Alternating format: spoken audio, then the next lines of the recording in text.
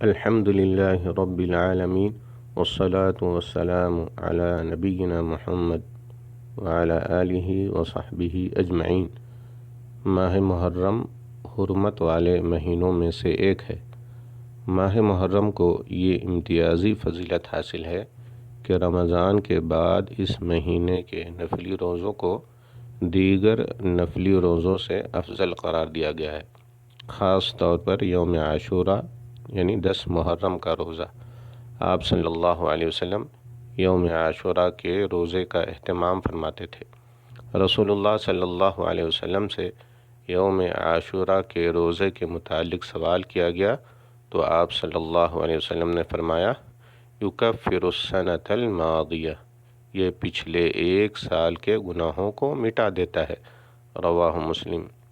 چونکہ یہود و نصارہ بھی 10 محرم کی تعظیم کرتے تھے اور روزہ رکھتے تھے تو آپ صلی اللہ علیہ وسلم نے ان کی مخالفت کا عزم کر لیا اور فرمایا، لئن بقیت الی قابل لأصومن التاسع، اگر میں آئندہ سال تک زندہ رہا تو 9 محرم کا بھی روزہ رکھوں گا۔ رواہ مسلم۔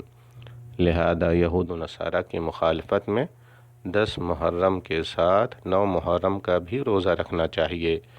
امام ابن القیم اور حافظ ابن حجر رحمہم اللہ کا کہنا ہے کہ صوم عاشوراء کے 3 مراتب ہیں۔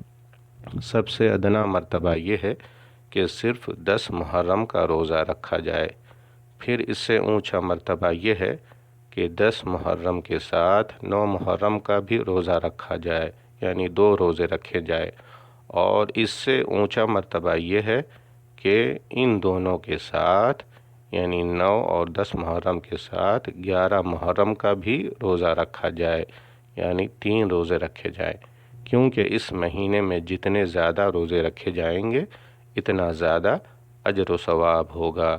واللہ تعالی اعلم۔ والسلام علیکم ورحمۃ اللہ وبرکاتہ۔